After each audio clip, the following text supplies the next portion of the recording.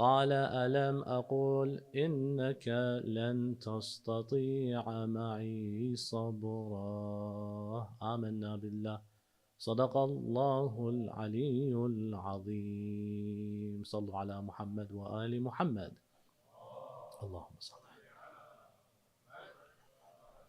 The second salawat in honor of Amir al-Mu'mineen, Mawla al-Muwahideen, Ali ibn Abi Talib. Allahumma salli ala. A third to hasten the reappearance of Imam Zamanina, Ajjalallahu Ta'ala Farajahu Sharif, with your loudest of voices. Allahumma salli ala. Respected brothers and sisters, Assalamu alaikum wa rahmatullahi wa barakatuh. 4 days ago or so, on the anniversary of the very incredible 2014 Jihad Kifai Fatwa of Samahat Ayatullah al-Uzma al-Sayyid al-Sistani, Dama Dhillah, June 13th, the public announcement came to demonstrate that we, as lovers of Ahlul Bayt, while we are very much callers of peace, we can pick up arms when it's necessary. And demonstrating to the world that one fatwa, one statement, could be issued the night before, the following day, millions will rise to defend what Samahat al-Sayyid al-Sistani said, al-irth والعرض والإرث والحرم والمقدسات و. The fatwa is there, and Sheikh Abdul Mahdi Karbala'i announced it in a very famous moment on the Friday of Salat al-Jum'ah. When this happened, the world woke up to a reality of the actual power of marji'iyya beyond just spiritual influence. That when the going gets tough, a marji' deen with a statement, ink and pen can have what is not simply followers on areas of Islamic law, but can have at his disposal a large amount of fire and power and influence. The question then rose when in the last few months, I personally have noticed actually, and some of you have seen additionally, and maybe even some of you may have had the thought or the question, where was the jihad fatwa when it came to the Shia being on the receiving end of attack, of persecution, of killings, when girls were being slaughtered in Minab in a preschool, when we see Shia in Junub Lebanon until this very exact moment, when we see other lovers of Ahlul Bayt, when we see all these crimes against humanity, why can't we see a same or at least a similar fatwa calling to arms the Shia to rise?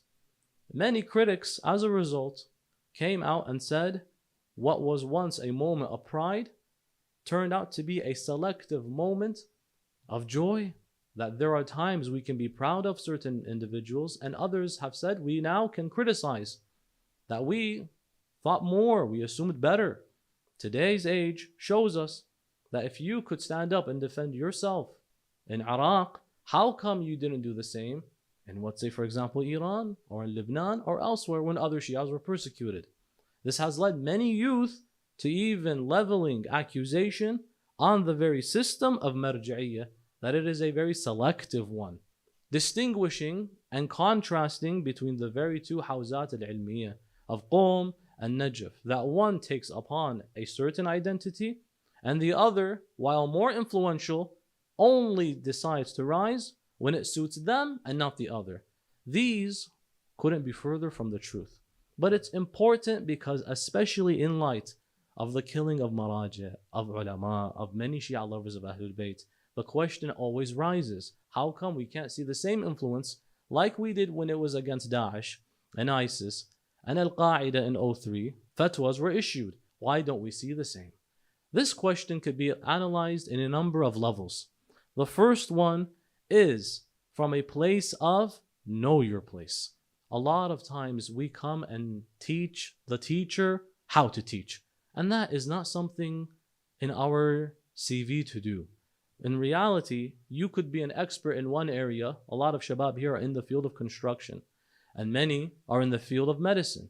And a lot of the youth here are in the field of health working and health aid. You who has all this experience in your specific area, don't take advice from a rookie. Someone who comes out and says, listen, let me teach you with, imagine, 20 years of experience or 30 years of experience. Now, how about 80 years of experience doing one thing only, extrapolating Islamic law and applying it in real life? This is something that is laughable. You wouldn't tolerate it. So why is it now considered worth merit when it comes to questioning our esteemed scholars? Now, does that mean you cannot question a scholar in the same form you can't question a ma'soom? Not at all. In fact, you've got the logic incorrect. When I say you, those who have this worldview, the logic is incorrect here. Why? Who says you can't even question a marji' deen? Or who says you can't even question above that an imam ma'soom? A ma'soom can be questioned. Forget even the ma'soomeen. You can question Allah Azza wa Jal. Allah invites you to ask questions. For purposes of what? To understand and have itmi'nan. Life can be addressed in two ways. You can question what goes on in it for purposes of clarity. That is favorable. Or you can, and this is not favorable at all, question for criticisms only. A criticism is formed after you already developed a conclusion, then you decided to criticize. Otherwise, if you know yourself that you haven't gotten the cards clear, that you're not too sure what's happening, then it's not your place to criticize.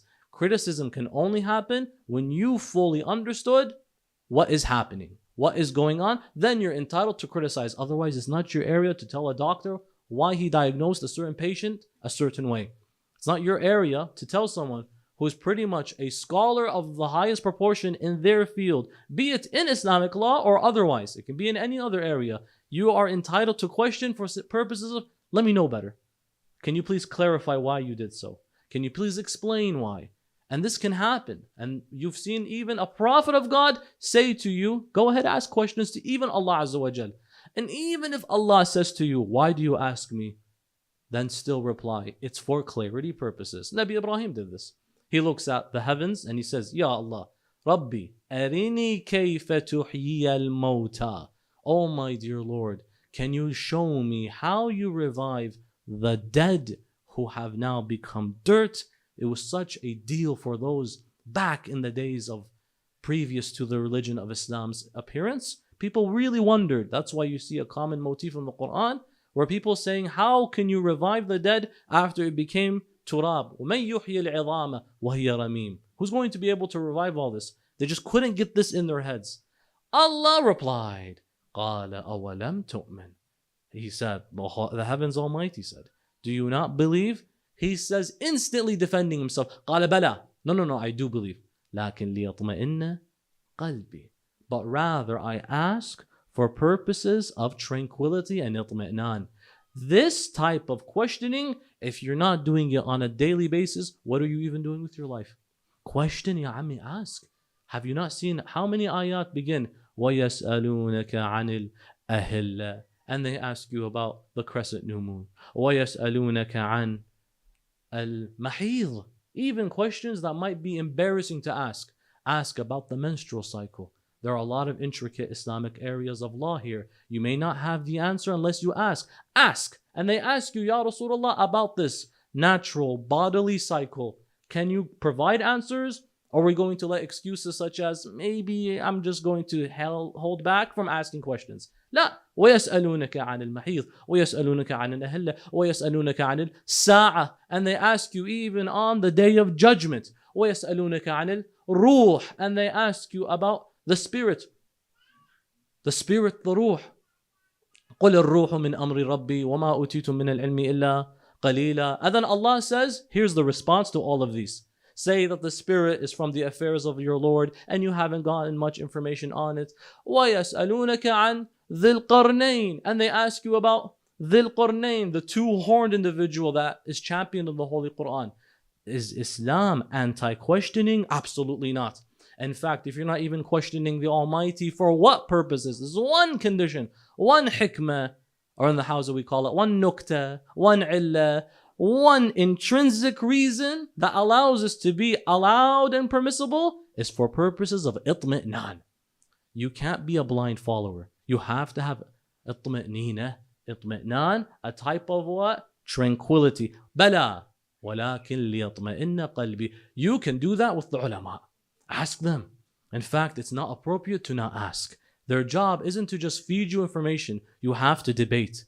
These same ulama that we speak about today, many of them, their whole career was a back and forth. What is Bahath Kharij in the advanced Islamic seminary curriculum? It's the advanced class. After Sutuh al-Ulya, you get to this degree. Why is it called Bahath Kharij? This is a course that is outside. Outside what? Literally outside? No. It's outside of the literature that you know. The rest you will find nowhere except in this class. You can't find it. It's outside of the common literature. We're not looking at the common books any further. We are now talking something I just decided to introduce. It's a thesis.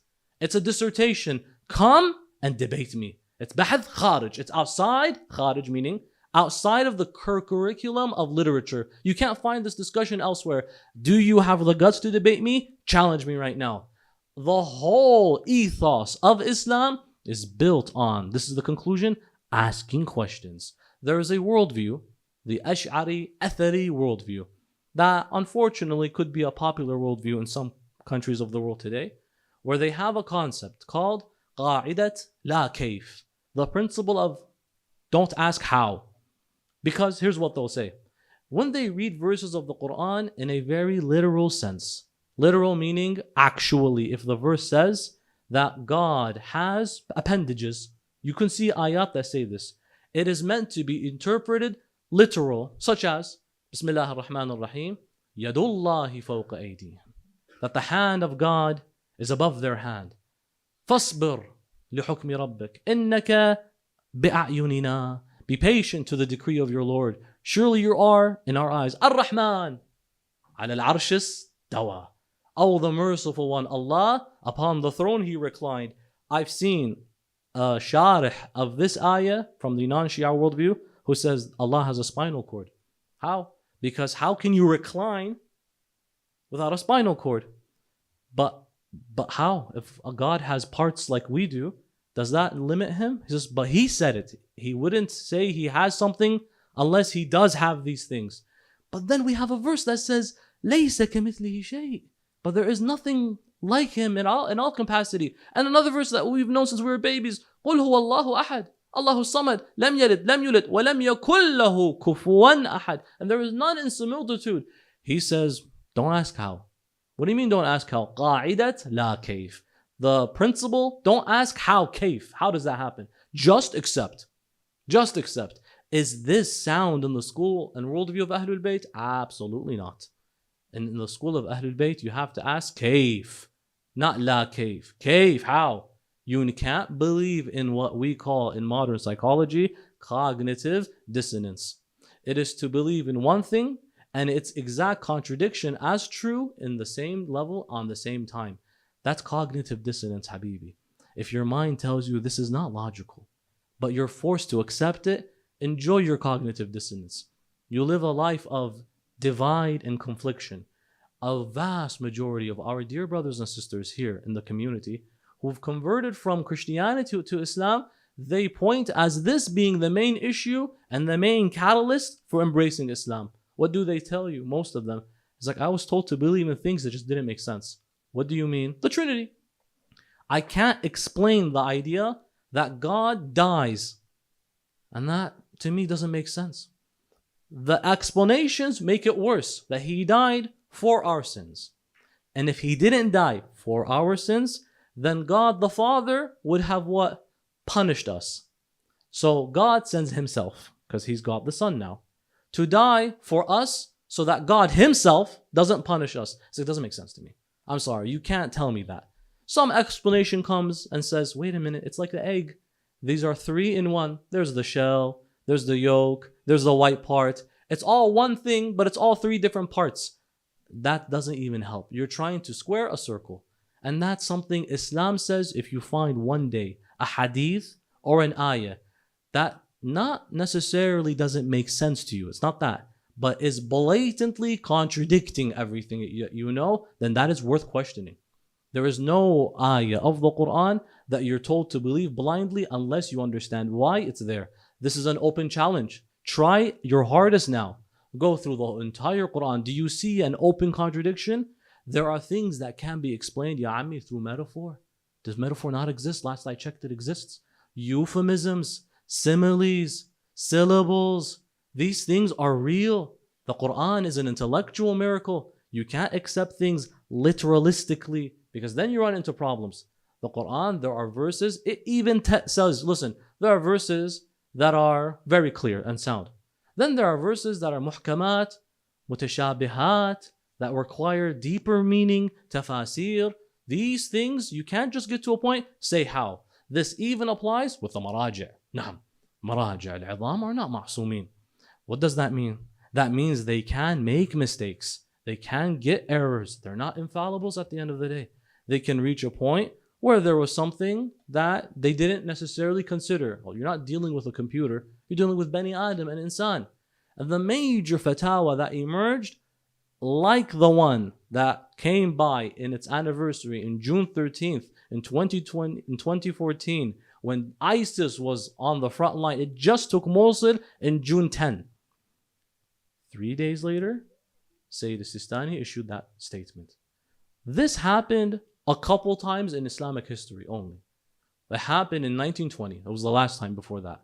1920, Sheikh Mohammed Taqi al-Shirazi issued a fatwa. It's called Thawrat al-Ishreen. The 1920s revolution, the British pretty much empire came and tried to take over Iraq, turning it into an extension of the British Empire. Sheikh Mohammed Taqi Shirazi saw this as a threat to Islam because soon they'll take Hawza, they'll take the shrines, and the shrines of Ahlul Bayt will turn into pretty much tourism and it would lose its Qudsiyya and sanctity. And this, by the way, let me just make a comment on this. This is not healthy. Our shrines are sanctified. They're holy. You go to get closer to the Imam that's buried. It is not a place, this is not to say you can't take photos. Take as much as you can because these are beautiful moments. But don't make yourself beautiful using the Imam. You go for purposes of getting closer to that Imam. I've noticed a trend. Maybe this is just me. But many people posing and many people using the Imam more for a backdrop than to get closer for the Imam. And then there are certain models now, mashallah, from non-Muslim backgrounds. We invite the non-Muslim to come. But coming and using the dharih as a posing background image, posing for a brand, posing for this is not befitting. This is meant to be a moment that you come and reflect, not make a buck out of. These are things to keep in mind, and Allah has blessed you with this. Come with this opportunity that it was not something that is given to anyone and everyone. You're considered blessed. Just enjoy it. The first thing you should say when you get to any dharih of the Imams of Ahlul Bayt is say thank you for the opportunity. Then watch how Allah will give you endless blessings. Where did we see this happen before? When a marji' deen issues a statement and many people began to question that statement. Same, Sayyid Sistani. In 2007, what happened just before 07? In 2006, you got the bombing of Al-Askariyin shrine. We were there. And it was a very tragic moment that an Imam's shrine, many of you may have been young. Imagine the Imam of Ahlul Bayt, his holy shrine is blown up. And that golden dome is now rendered rubble. Do you know how much that hurt the hearts of all the believers then and there? It was so painful that you found Shia, unfortunately, picking up weapons. And if they had a Sunni neighbor, they would immediately kill that neighbor. They had enough. No, you are responsible. It's not just you. It's your people. Your likes, Al-Qaeda or Abu Musa al-Zarqawi. These riffraffs, an interesting love, Jawlani Mal'oon, was there. These people were there at that time. They came and they blew up shrines, killed people, beheaded people, and Al-Askariyin shrine was blown up twice. Imam al-Hadi or Imam al-Askari. When it was blown up, even then, As-Sayyid Sistani said, listen, this is a moment that has now led to sectarian strife. Shia is killing his neighbor, and the neighbor has to retaliate. We are very tribal in Iraq. I'm sure you know. Tribal mentality exists for the good as well. Sometimes you can resolve issues without having to go and sue someone. Sit with tribes and say, hey, forgive us. It was a mistake that one did. Move on with your problems. But when one tribe sees they were violated by another tribe, It's not the individual hurts another. It's the whole tribe now has to back you. And then you go to war. Sayyid al-Sistani saw this, using his foresight on the geopolitical situation of Iraq, issued a statement. Till today, he gets some flack for it. And you know the statement very well.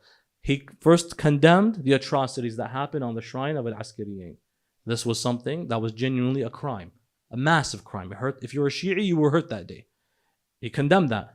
He then condemned the indiscriminatory killing. A lot of Shia were killing people. Yes, Shias can make mistakes. It's happened before. Killing random Sunnis as well. Then he said something. This line genuinely makes us proud.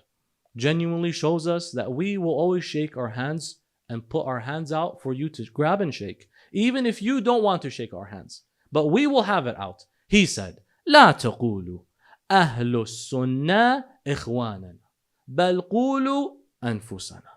Do not say the Sunnis our brothers. How could we not say they're our brothers? I'll take it at a deeper level. Say they are the Sunnis that are ourselves. أنفسنا. When he made this claim, imagine a situation involving Sunni Shia war. Al-Zarqawi coming, destroying your haram. Imagine if someone did this to the haram of Imam al-Hussein today. Imam Amir al-Mu'mineen today. Blew it up as such and said, because you are Rafida, Qadira, Najisa, all of these defamatory claims, you will get mad. You'll be frustrated. That Sunni neighbor of mine, by association, I'm going to retaliate against you. La. It stops when you hear that's not your brother anymore, nor is that your sister. Who is that? That's yourself. And wallah, I said this last year and I love repeating this. Some of the best and beautiful images you'll ever see is when a Sunni and a Shi'i pray together. One can fold their hand, the other can put their hand to the side, but pray together in the shrine of Imam al-Hussein. Because we see that we can differ. We can pray differently, but I will unite with you on a social level. On as much as I can, but I can't do it totally, on a theological level. We can look for our common denominators. But if I see you on a humanitarian level, being a victim, you're no longer my brother, you're myself. Because one day it's my Sunni sister being a victim and having her hijab being pulled. The next day it's my own sister, or my own daughters, or even my own sons who are subject to being bullied because of their aqidah. I don't tolerate it for my own. I shouldn't tolerate it for the non-Shia brother and sister. It doesn't matter. One day the hadith says there were two people.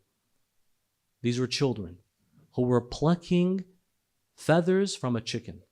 Hadith says this.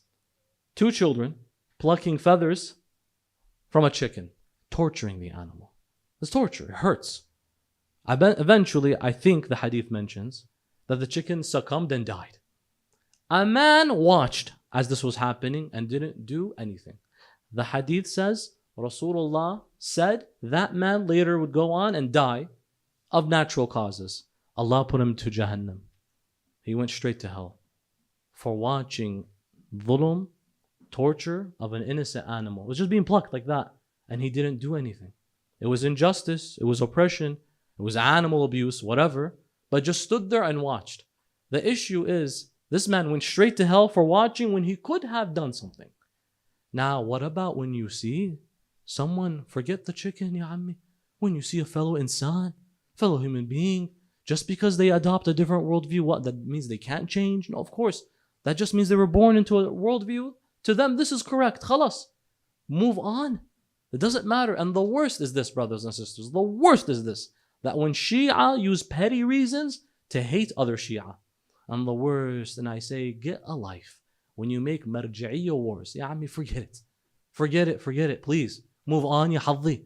Enough is enough. How much do you want to keep talking about a scholar who's passed away? Khalasna, he's gone, forget it. You talked about him until he died. Can you at least have some rahmah, move on? Well, the dang chicken was being plucked. The man just watched, didn't do anything, and he went straight to Jahannam. What about when you see people ridiculing the name of others? When you hurt someone's name, you might as well have stabbed them. It would have been more merciful for them. Why? Because Imam Ali ibn Abi Talib says, طَعْنَ what? Sinani, la طَعْنَ lisani. That I wish you would have struck me with your sword before you struck me with your tongue. Because the wound can heal. I can forgive it. It's physical. But what could help you when you've destroyed my name and I was innocent to your claims. And for the next 69 years, la'na is done on me on the manabir, on the minbar. Every single year, every single Jum'ah, Muawiyah raised a propaganda machine whereby people thought Imam Amir al-Mu'mineen was a kafir. And so they would do la'na on him. What was more merciful to Imam Ali, he says, is when you fought me in Siffin. That's more merciful.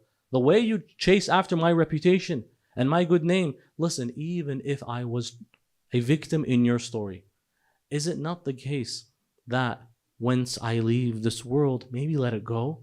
What about this? How about if we're still Muslims? The irony is these are two Muslims. Of course, one is genuine Islam. Ali ibn Abi Talib is genuine Islam. But if you claim to be a Muslim, Imam says in Nahj al-Balagha, Ya Muawiyah, wasn't I elected on the same terms as your Imams were elected? Many non-Shia use this against us. Imam Amir al-Mu'mineen is referring to Abu Bakr, Umar, and Uthman. He says, wasn't I elected in the same way as your Imams were elected?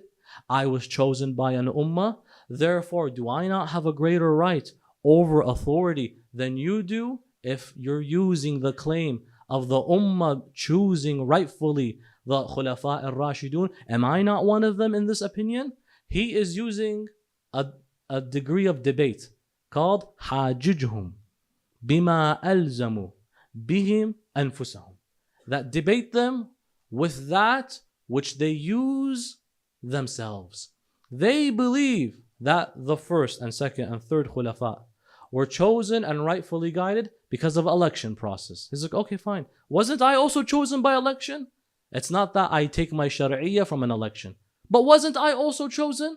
Was it not after the killing of the third Khalifa, Uthman ibn Affan, did the Ummah rush to me? Oh, Muawiyah. He says this in a letter. Why does Imam Ali say this to Muawiyah anyways? He's not interested in bloodshed. It's not worth it.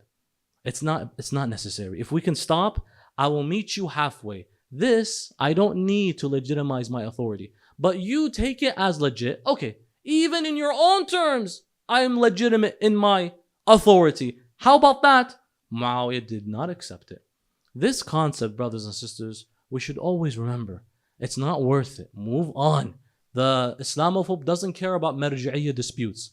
In fact, they love it when they see us divided on these issues. Just move on for goodness sake. What if I disagree with one? You can go ahead and disagree. But don't weaken the ummah by chasing any moment where you can spread fitna. وَالْفِتْنَةُ أَشَدُّ مِنَ الْقَتْلِ. Wallahi al-azim, I've seen brothers and sisters who go their whole life not visiting a certain Husayniyah, a certain masjid, or even attending a Fatiha for someone who died in a painful way because of who they follow. Isn't that pathetic? Isn't that pathetic? No, wallahi al-azim. Isn't that something that Sahib al-Zaman would be happy for? No, of course not. If anything, do latam over. This is the state of Shia affairs? Okay, khair inshallah. No, we're in good hands. We move on from this. Like, what about this issue here? How come when we saw the sheer power of the marji'iyya al-ulya fi al-najaf al-ashraf, where was it these days? Number one, always understand that let the question be for clarity purposes, not for criticisms, because when you begin criticizing our dear teachers and our ulama, it comes from an angle where you are now part of a specific team that constantly looks for reasons to criticize the marajah here. There are people, they just can't get to their head why khums has to go to a marji' deen, so they'll make up their own sect called the akhbari nonsense. I just can't donate. I don't want to do it. But Habib, the Quran says, إِذَا إِنَّمَا غَنِمْتُم مِّن شَيْءٍ فَإِنَّ لِلَّهِ خُمُسُهُ وَلِلرَّسُولِ وَلِذِي الْقُرْبَى. How do you disperse that? He's like, yeah, Sahib al-Zaman.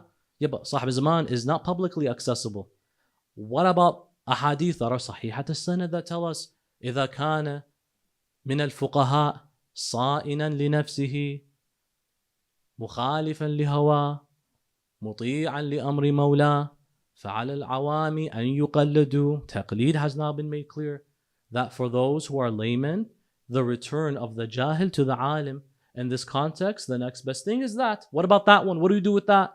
Or the famous at-Tawqi' al-Sharif of Sahib al-Asri wal-Zaman to Ali ibn Muhammad al-Samari فأما الحوادث الواقعة فارجعوا فيها إلى رواتي حديثنا فإنهم حجتي عليكم وأنا حجة الله. What do we do with that? Yeah, it still doesn't work with me. خلاص, then you have an issue. You have a personal issue.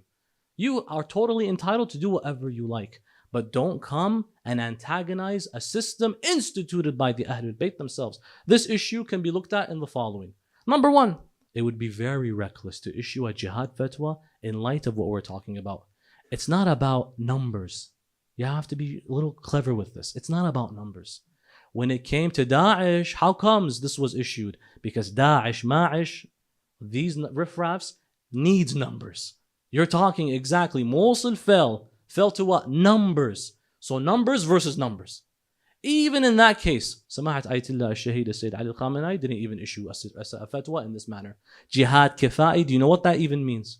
Kifa'i versus Aini. Kifa'i is similar to the sense of if someone does not do the following taklif, we all get a sin. If someone passes away and no one does Salat al-Mayyit, Janazah on that individual, we all get a sin. If one person fulfills that taklif, he lifts or she lifts the obligation upon all people. Another simple example is if someone walks in. Radd as-salam is wajib. Saying salam is mustahab. If you initiate salam, it's mustahab. But now, once I've initiated the mustahab, it's wajib on you to reply back to me. It's wajib. Walking in, you have the option. It's mustahab. Assalamu alaikum. It's wajib to reply. طيب, what if I don't get a reply?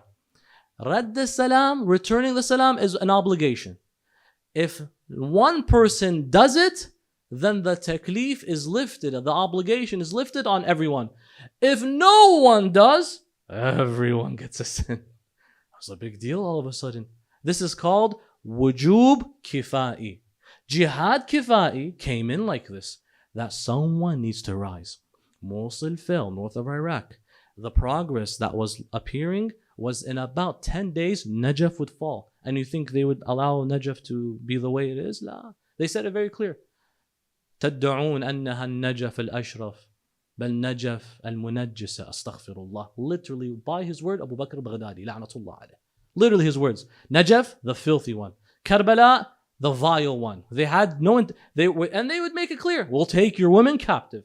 And raise your kids on the love of our leaders, not yours. In that case, it takes numbers. In other issues, it's not numbers when you're dealing with a different degree of power. It's not just send as much numbers as you like. Hit, just kill. You're talking about blood of innocent people. It's not something you could just willy-nilly send like that. I remember one of the Maraja of Qum was asked, I saw it live, was asked, very respected marja. Sayyidina, we know that abortion for no reason is not allowed. And in some instance, abortion, in some instance, can be justified if the life of the mother is at stake. What about if it's not the life of the mother, it's the reputation of the mother? Maybe this was a mistake, a regret. Can she do abortion? It's not her life's at danger. It's just her good name is at danger. Made a mistake, for example. Well, things can happen. Are you allowed to give permission, a fatwa right now, to allow the green light for abortion if it's not the life of the mother, it's other big burdensome reasons? I remember the response shows you and I how critical some fatwa can be. He said, I don't have the guts and I can't sleep at night knowing fi dhimmati, in my dhimma and on my neck, is I approved of a killing of even a fetus. I can't sleep at night. That I approve the killing of a fetus because of reputation reasons. I can't do that. It's hard for me. You won't find me doing that. I can't sleep at night. I remember even watching a debate between Sayyid Hadi Milani in Mashhad, rahmatullah alayh, one of the Maraja of Mashhad, that there was a debate between him and students. The students report this. They say, we had a debate on one fiqh issue. It lasted maybe half a year. One issue, one mas'ala. Half a year it lasted, 6 months. At the very end, he came with his final conclusion and verdict. And the response about this Islamic law, he says, I'm not sure, and out of precaution, al-ahwat tarka. I'm not sure, and out of precaution, just leave it. Maulana, we've debated 6 months. You taught us 6 months. Ba'ath Kharij, again, is debate. You give, you debate, back and forth, back and forth. 6 months later, just for him to say, I don't know. Why? He says, look, on Yawm al-Qiyamah, he was questioned. On Yawm al-Qiyamah, Sayyid Hadi Milani, if I am prepared, because I'm not, to use my neck as a bridge on the Sirat for people to walk on. What I'm trying to say is this is God's law. I can't, I'll be honest with you, I can't. That's why many rulings that are new age, we call them mustahdithat, new age rulings, you will find many scholars will always tell you, I don't know. I plead the fifth. Bitcoin, many marajir will come and tell you, look, I'm not too sure. I'm not too sure. And then they won't issue a fatwa and they'll say, go follow the next most knowledgeable. New age material, if someone is not confident in, because what I'm trying to tell you is this is God's law. It can't. It's difficult. This happened with a prophet as well. Musa and his companion. Nabi Musa alayhi salam, he made it very clear that, Ya Rab, you've blessed me to be the most knowledgeable. God came and replied, no, Ya Musa, there's someone else. If you wish to see him, go to Majma' al-Bahrain, as the ayah says. You will find a servant of mine, Abdan min ibadina. Follow him, he'll teach you the ways. Eventually, you know the story. He repairs a hole inside a boat. And then he does what? He kills a little boy. And then he does what? He repairs a wall to a town that didn't welcome and offer hospitality to Musa and his companion. Musa questioned him all 3 times. By the way, that's a long day. That's a long day. I saw him fix a rip in a boat. And I asked him, why'd you do that? And then I saw him kill a boy. And then I saw him fix a wall to a town that was mean to me and you. That's a long day. The least I can do is say, hey, excuse me, why? And then he replies, قال ألم أقل إنك لن تستطيع معي صبرا. Did I not say you will not have patience over what you see? And did I not tell you, if you decide to accompany me, don't ask me about anything that I'll do. Have tawakkul. Have certainty that it's in my hands. If Allah's told you, I have knowledge you don't know, Ammi, it doesn't mean you need to know. It just means have tawakkul. You go on a plane. You never bother asking about the pilot and his experience. You just know for a fact they wouldn't be a good pilot if they weren't on this plane right now. You have so much tawakkul with the pilot in your life that has your hands. He has your hands in your life. Then you just go and don't bother. Why with Allah Azza wa Jal? Why with Allah's representatives? Why with the Ahlul Bayt? Do we see, I don't see the hikmah? Just because you don't see the hikmah doesn't mean there isn't any. There's a difference. You might not understand something versus you are told something, but you do believe just because I don't understand doesn't mean there isn't a good reason. It takes skill. The process that it takes to issue a fatwa is very difficult. Number one, the scholar refers back to the Quran on any issue. They study the whole book.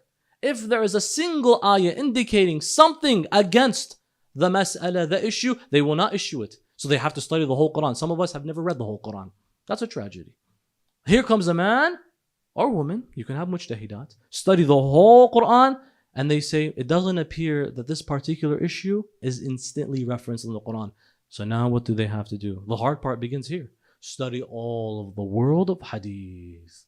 Al-Kafi, 16,000 ahadith. Tahdhib al-Ahkam, 4,000. Man la yahdurhu al-Faqih, just about 4,000, 4,000 or 5,000. And Istibsar, again, around that range as well. You have over 30,000 narrations, and they studied every single one. And that's just extrapolating law from the world of hadith. Not all ahadith give you masail or answers to these masail in the real world issues today. So where do they have to go to now? They must now refer to what is called al-mulazimat al-aqliyah. Does the logic of common people indicate the following as ugly, as suitable, as appropriate? Can the hukum change when the zaman and the makan change? This is so much effort. Here comes an individual and says they shouldn't have done that. Or let me tell you what you should do for your job. You can question for clarity purposes, but don't expect that blood will be shed just recklessly. It doesn't work like that. Secondly, you found in history that it wasn't even the ulama who were questioned. It's not even the ulama. It's also the Ahlul Bayt who were questioned. Imam al-Hussein alayhi salam was amongst the first to be questioned for every decision he made. The ulama are not spared. It's Ahlul Bayt who weren't spared. Imam al-Hussein alayhi salam, 6 people told him, what on earth are you doing? 6 people. 5 of them are supposedly his Shia. The first was Abdullah ibn al-Abbas, his cousin. It's always your family member that wants to come in and change your mind.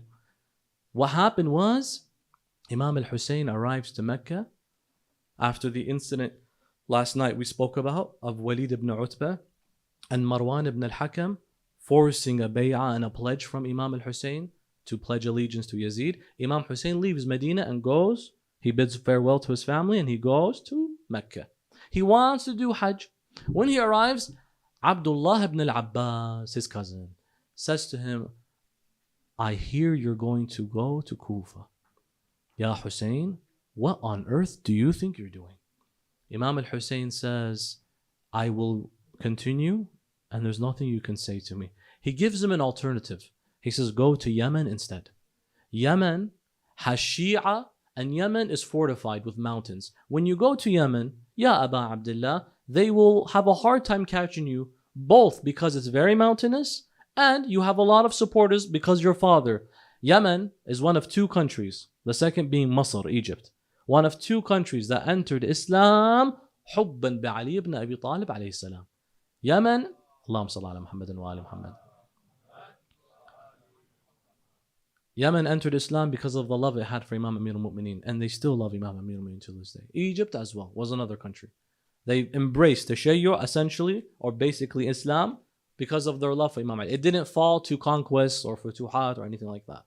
So he says, go to Yemen. The second person to question him was his own brother, Mohammed ibn al-Hanafiyyah. He says, Ya Hussein. And it's not that he's just questioning him. He's critically questioning him.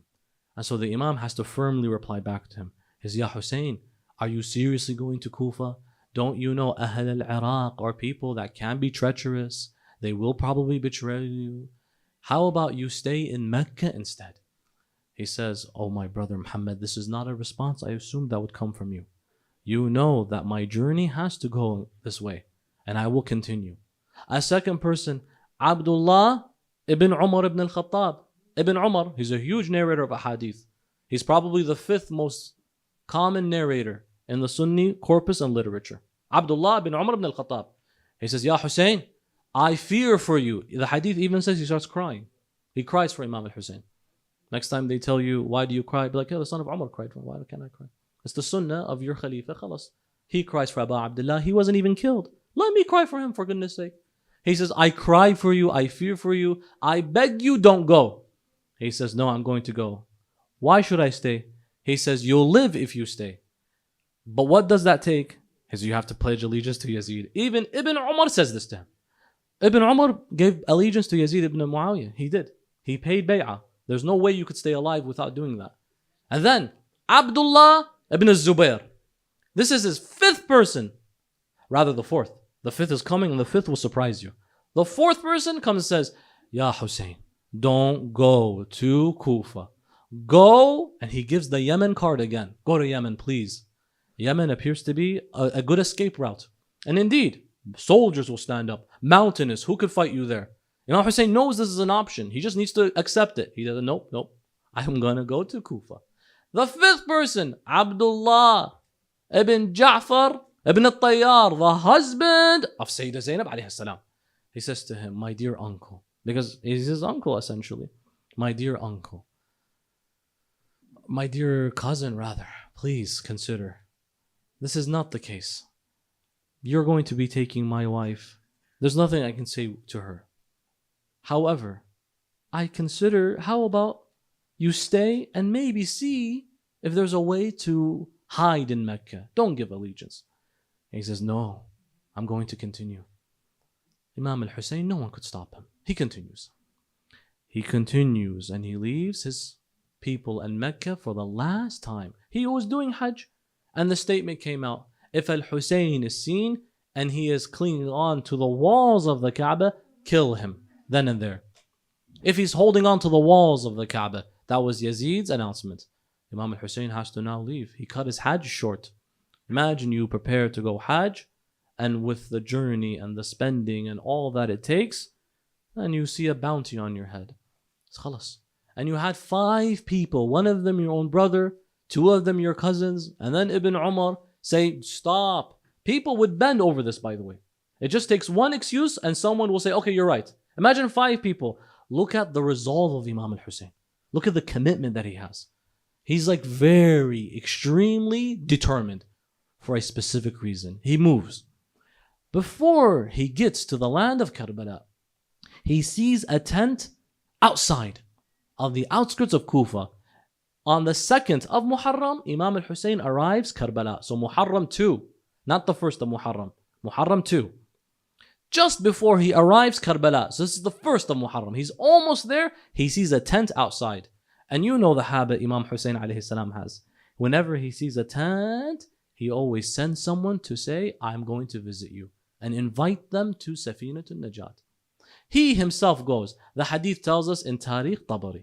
This is a non-Shia historian who says, Al-Husayn ibn Ali, bi abi huwa wa ummi, goes to this one tent, interested to see who it is, to perhaps tell them, join me. This is a moment of a lifetime. Join this camp of mine. Join this group. Join this side. Imagine, Ya Allah, Imam Hussein personally comes to invite you. At-Tabari mentions that he was surrounded with 20 young children, Imam al-Hussein. These would be his grandchildren.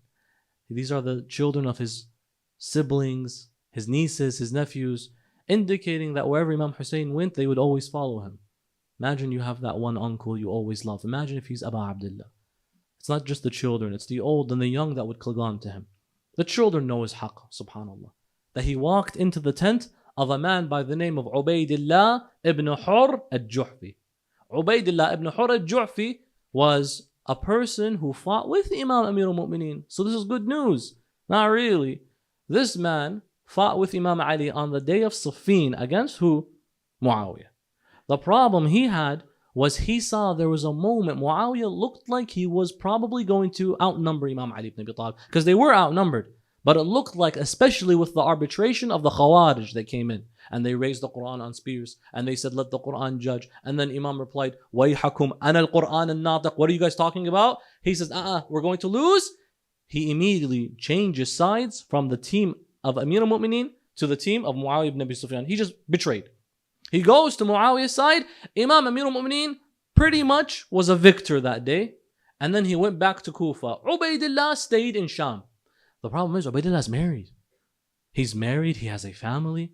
And so when the soldiers looked around to count who has died, they said, where is Ubaydillah ibn Hur? Where did he go? They didn't see how he snuck out at night when everyone was asleep to go join Muawiyah's. There are people like this. We call them bandwagons. Isn't that what you guys call them? Someone who switches teams once they see that team is about to win. I was actually part of that team. I was never part of the losing team. Just so that, I don't know, they can feel important about themselves. Well, the World Cup is happening. The team Iraq, suddenly many of them switched to team Norway because they beat them 4-1. It's okay, man. Just stick to your team from the start. Khalas, move on. Just keep your loyalty. This Ubaydillah says, no, forget teams and soccer. I'm going to switch haqq to batil if I see we're losing. There are people, they can easily be bought like that. It's easy. Inshallah, that's not any of us here. There were people, they saw the crimes that have leveled against the Shia in Syria and in Lebanon and in Iran, and some of them have switched sides. Sadly, why? Because they ask, if we lost the shrine of Sayyidah Zainab alayhi salam in this way, to what was once a Al-Qaeda fighter, killing and beheading people in Iraq, and we lost what we can never replace in the form of leaders in Lebanon, in Iran, elsewhere, does that show that we might not be on the truth? If you're weak-hearted, you would say that. I remember when even Sayyid al-Shuhada was killed. In Shaykh al-Mufid al-Khisal, it mentions ارتدت الناس بعد قتل الحسين إلا ثلاث يحيى بن الطويل جبير بن مطعم and a few others. Just 3 people stayed Shia. That's a serious issue. That when people put their faith, they tie it to what? Politics. That if we win politically, that means our aqeedah is correct. No, that's not the case.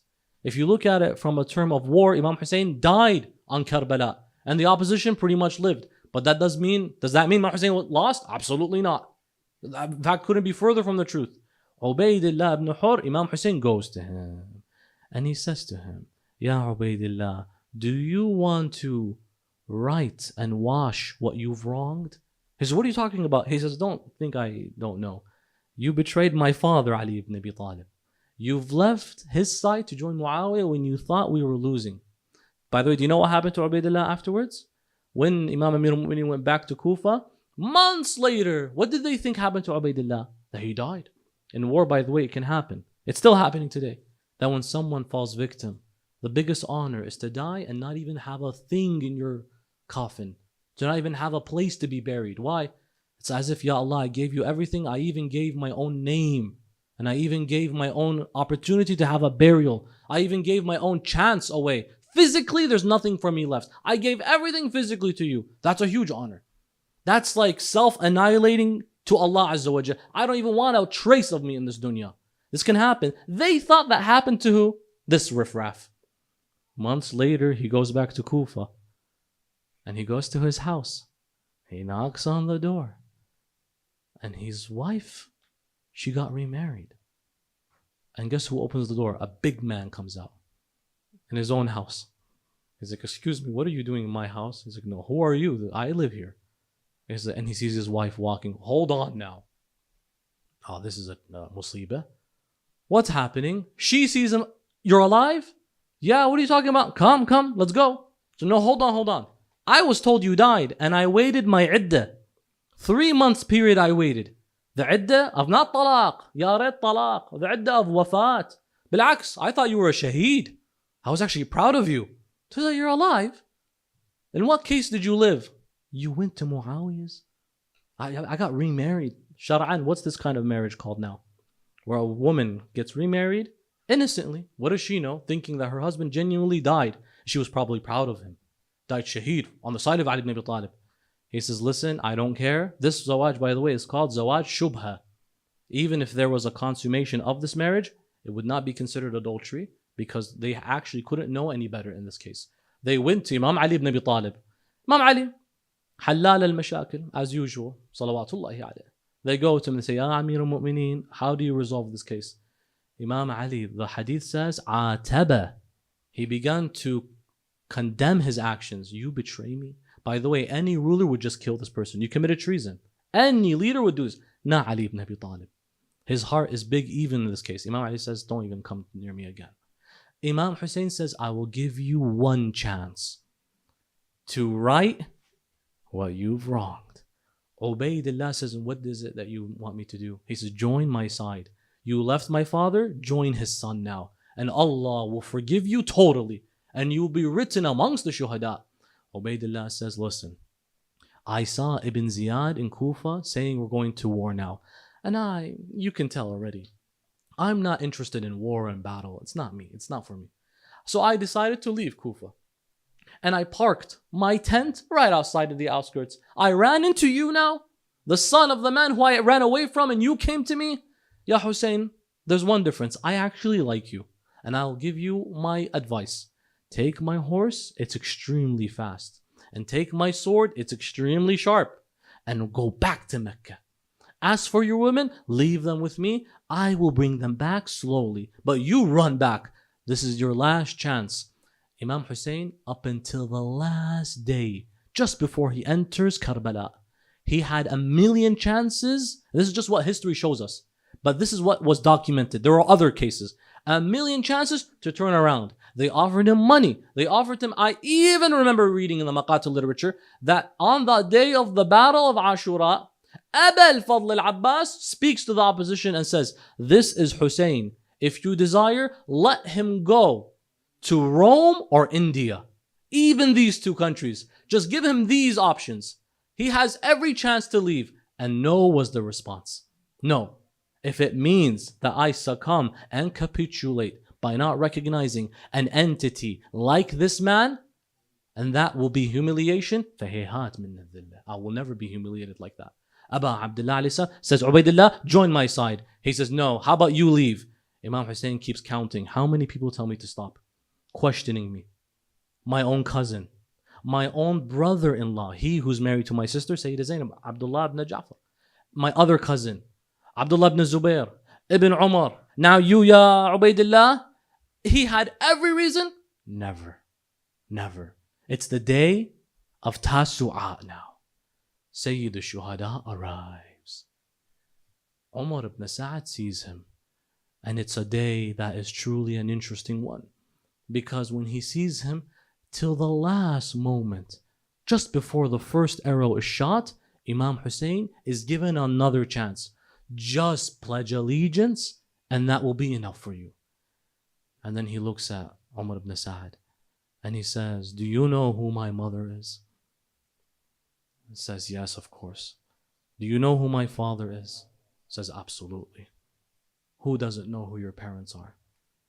He says, my parents were the first to see dhulm and reject it, despite having 1,000 ways to go. Never question my intentions. That's you as a Shi'i today. You are proud. Don't let anyone question you to belittle you. Let them question to understand. Why do you Shia every year mourn Abu Abdullah? Let them learn. Don't be mad. Let them question your system, your ulama, your leaders, the shuhada from the ulama. Let them question if it's genuinely worth answering. If not, be like your imam. Don't let a question shake your aqeedah. It gets to the point. I want your undivided attention. Umar ibn Sa'ad says to him, from the opposite side, he says, Ya Hussein, Wallah will give you money.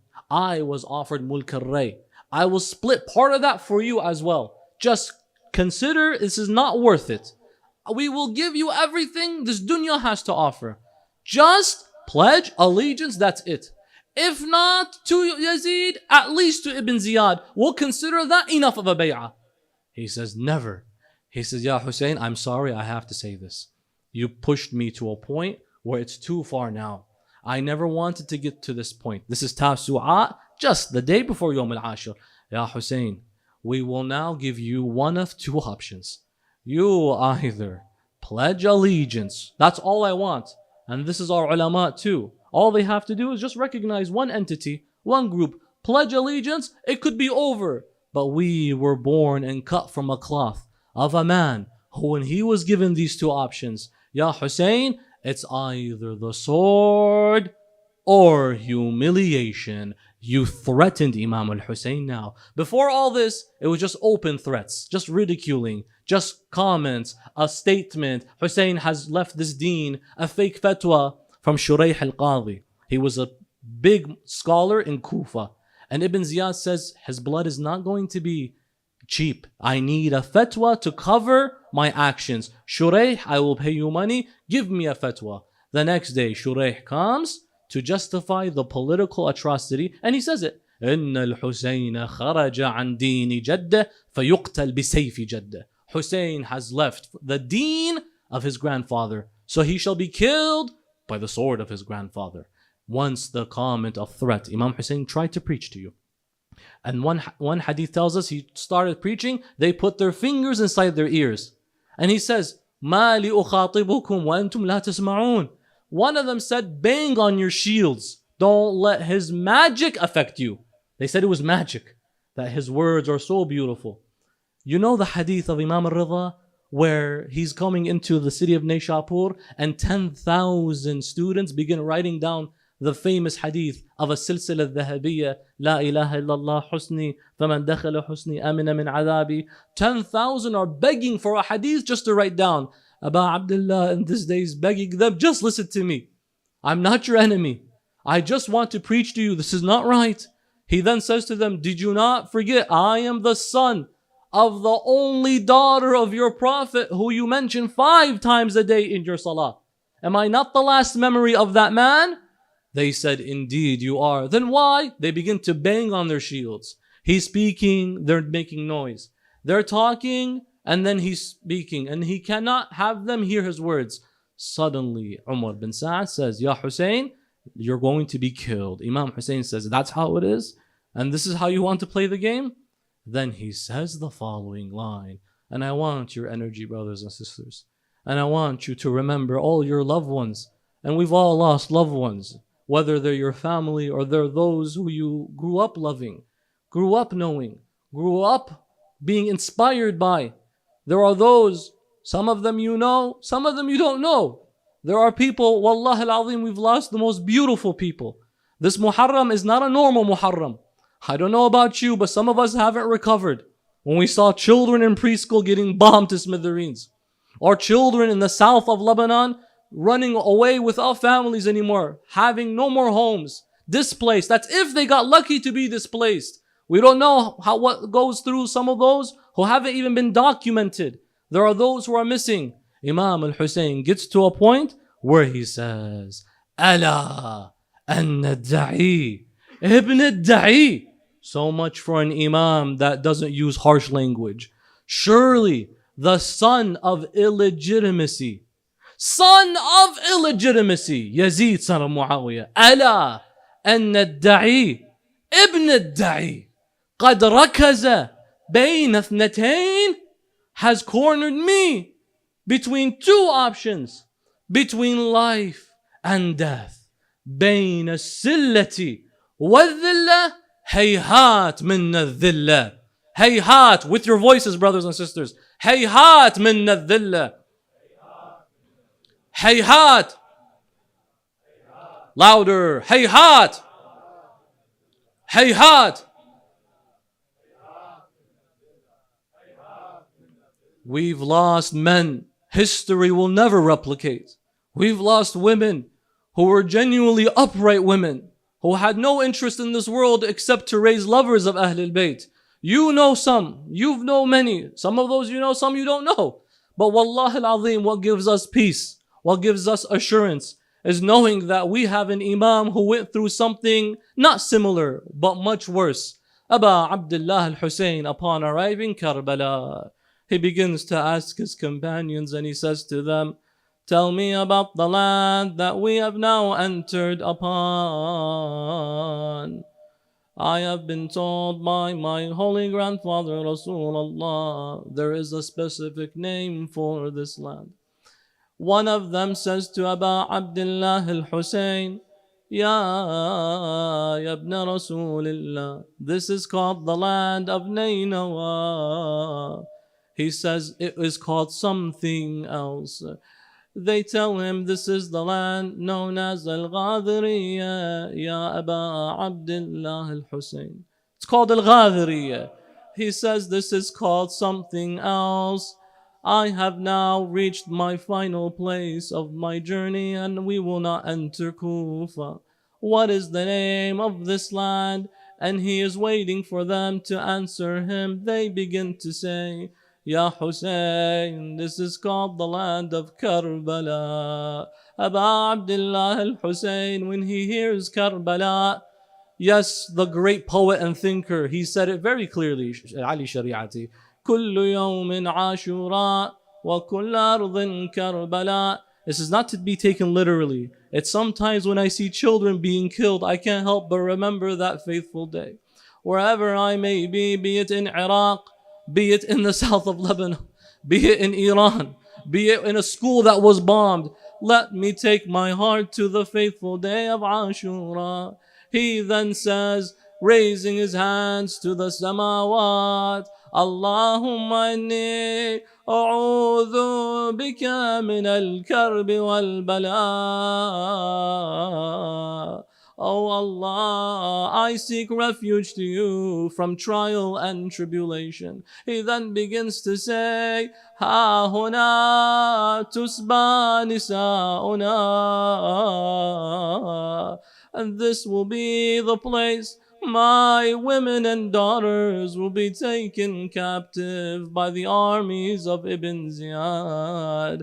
Ha huna يقتل الرضيع. Here will be the place where my infant boy will be killed. Ha huna, it's in this land my men will be slaughtered, and it's in this land that the innocent will be taken apart. La hawla wa la قوة إلا بالله العلي العظيم. ومصيبتا وحسينا أيوة إماما.